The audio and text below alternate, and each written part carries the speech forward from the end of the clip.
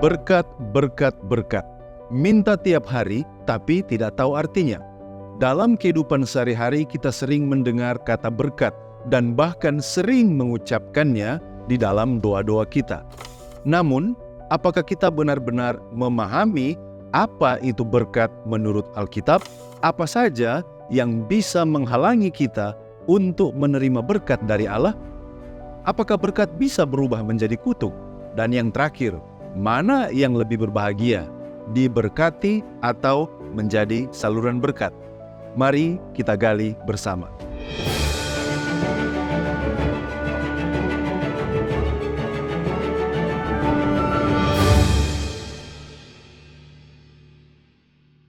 Apa itu definisi berkat menurut Alkitab?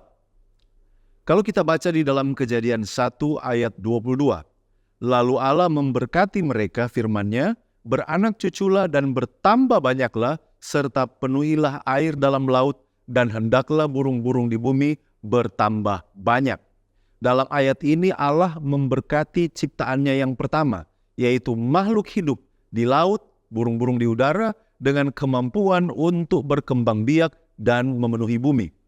Berkat ini menunjukkan bahwa dari awal penciptaan, Allah memberikan karunia kehidupan dan kelimpahan kepada makhluknya. Kejadian 24 ayat 35 memberikan pengertian yang lain. Tuhan sangat memberkati tuanku sehingga ia menjadi kaya, ia memberikan kepadanya kambing, domba dan lembu sapi, perak dan emas, hamba laki-laki dan perempuan, unta dan keledai. Ayat ini adalah bagian dari cerita tentang hamba Abraham yang menceritakan berkat-berkat yang diterima oleh Abraham. Allah memberkati Abraham dengan kekayaan material, ternak, perak, emas, dan hamba-hamba, menunjukkan bahwa berkat Allah dapat juga berupa kesejahteraan dan kekayaan duniawi. Mari kita lihat juga ayat yang lain, yaitu Ayub 42 ayatnya yang ke-12. Tuhan memberkati Ayub dalam hidupnya, yang selanjutnya lebih daripada dalam hidupnya yang dahulu. Ia mendapat 14.000 kambing domba, 6.000 unta, 1.000 pasang lembu, dan 1.000 keledai betina. Setelah mengalami penderitaan yang besar, Ayub menerima berkat Allah yang melimpah dalam bentuk kekayaan materi dan ternak. Ayat ini menunjukkan bahwa pemulihan dan peningkatan dari apa yang Allah berikan kepada Ayub menggambarkan berkat sebagai pemulihan dan kelimpahan setelah mengalami masa-masa sulit. Kemudian ada juga di Mazmur 45 ayatnya yang kedua. Engkau yang terelok di antara anak-anak manusia, kemurahan tercurah pada bibirmu, sebab itu Allah telah memberkati engkau untuk selama-lamanya. Mazmur ini berbicara tentang seorang raja yang diberkati oleh Allah dengan kemurahan dan keindahan. Berkat Allah tidak hanya dalam bentuk materi, tetapi juga dalam sifat-sifat karakter yang unggul dan kekal. Allah memberkati raja ini dengan kebaikan dan keindahan yang abadi. Kemudian juga pandangan yang lain tentang berkat di dalam Mazmur 104 ayat 24 dan juga ayatnya yang ke-35. Betapa banyak perbuatanmu ya Tuhan, sekaliannya kau buat dengan kebijaksanaan, bumi penuh dengan ciptaanmu. Biarlah berdosa lenyap dari bumi, dan biarlah orang fasik tidak ada lagi. Pujilah Tuhan hai jiwaku, haleluya. Mazmur 104 ini adalah nyanyian pujian yang menggambarkan kebesaran ciptaan Tuhan dan berkat-berkat yang terkandung di dalamnya. Ayat 24 mengakui kebijaksanaan Allah dalam menciptakan dunia yang penuh dengan keajaiban, dan ayat 35 berdoa agar dosa dan kejahatan dilenyapkan. Memuji Tuhan sebagai sumber segala berkat dan kebaikan. Dari ayat-ayat di atas kita dapat melihat bahwa berkat Allah sangat luas dan mencakup berbagai aspek kehidupan. Ternyata berkat itu mencakup beberapa hal. Yang pertama, berkat kehidupan dan juga pertumbuhan, berkat materi dan kekayaan, berkat pemulihan dan kelimpahan setelah penderitaan, berkat kemurahan dan karakter yang luhur, Dan yang kelima adalah berkat kebijaksanaan dalam ciptaan dan janji untuk penghapusan dosa. Dalam Alkitab, berkat itu adalah segala pemberian baik yang datang dari Allah. Berkat tidak dibatasi hanya materi atau kekayaan, tetapi juga mencakup kesehatan, kebahagiaan, kedamaian, dan kebijaksanaan. Berkat merupakan manifestasi dari kasih dan kebaikan Allah yang diberikan kepada umatnya. Mari kita lihat contohnya Mazmur 1 ayat 1-3 mengatakan, "Berbahagialah orang yang tidak berjalan menurut nasihat orang fasik, yang tidak berdiri di jalan orang berdosa, dan yang tidak duduk dalam kumpulan pencemooh. Tetapi yang kesukaannya ialah Taurat Tuhan, dan yang merenungkan Taurat itu siang dan malam.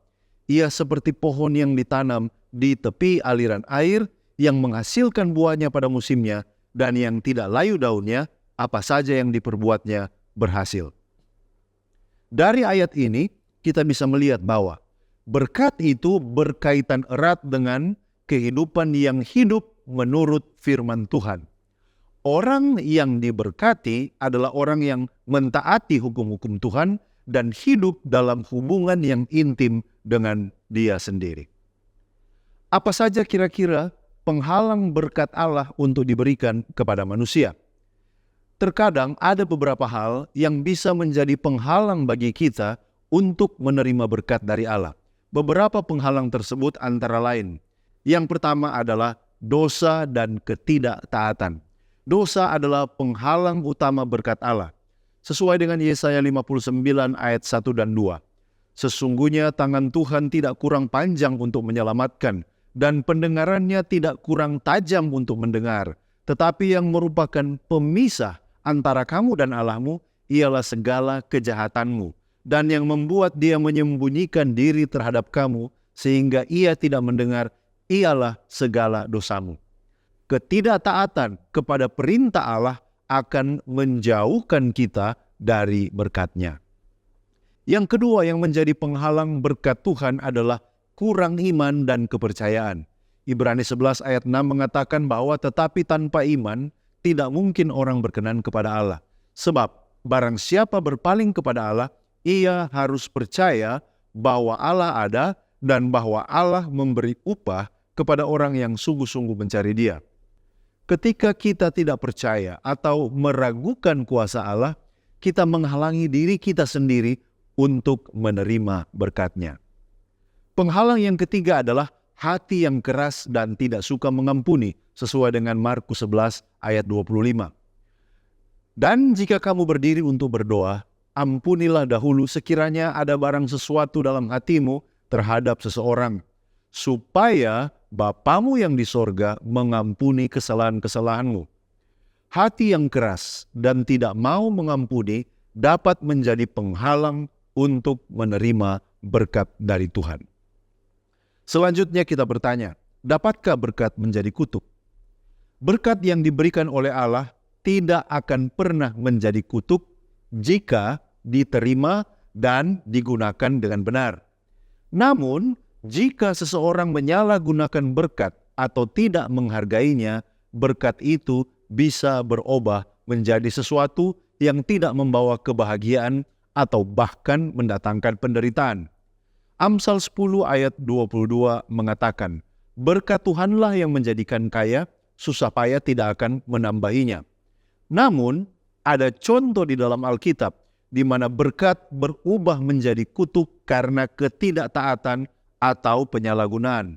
Salah satu contohnya adalah Salomo yang diberkati dengan hikmat dan kekayaan yang luar biasa, tetapi akhirnya dia sempat berbalik dari Allah dan hidup dalam penyembahan berhala yang menyebabkan kejatuhannya, sesuai dengan 1 Raja-Raja 11 ayat 1-11.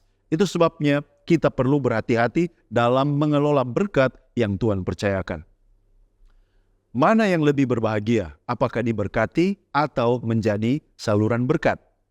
Alkitab mengajarkan bahwa lebih berbahagia memberi daripada menerima. Kisah Para Rasul 20 ayat 35. "Dalam segala sesuatu telah kuberikan contoh kepada kamu, bahwa dengan bekerja demikian kita harus membantu orang-orang yang lemah dan harus mengingat perkataan Tuhan Yesus, sebab Ia sendiri telah mengatakan, adalah lebih berbahagia memberi daripada menerima. Menjadi saluran berkat berarti kita membagikan apa yang kita terima dari Allah kepada orang lain. Ini bisa berupa waktu, tenaga, sumber daya, atau dukungan rohani. Ketika kita menjadi saluran berkat, kita ikut ambil bagian di dalam karya Allah dan memperluas kerajaannya di atas bumi ini. Matius 5 ayat 16 juga menegaskan hal ini. Demikianlah hendaknya terangmu bercahaya di depan orang, supaya mereka melihat perbuatanmu yang baik dan memuliakan Bapamu yang di sorga. Dengan menjadi saluran berkat, kita tidak hanya menerima kebahagiaan, tetapi juga membawa kemuliaan Allah dan menunjukkan kasih-Nya kepada dunia. Jadi demikian sebagai kesimpulan, dalam kehidupan kita sebagai orang percaya, penting untuk memahami konsep berkat menurut Alkitab. Berkat adalah sesuatu yang baik yang diberikan oleh Allah kepada kita. Namun, ada penghalang-penghalang yang bisa menghalangi kita menerima berkat tersebut.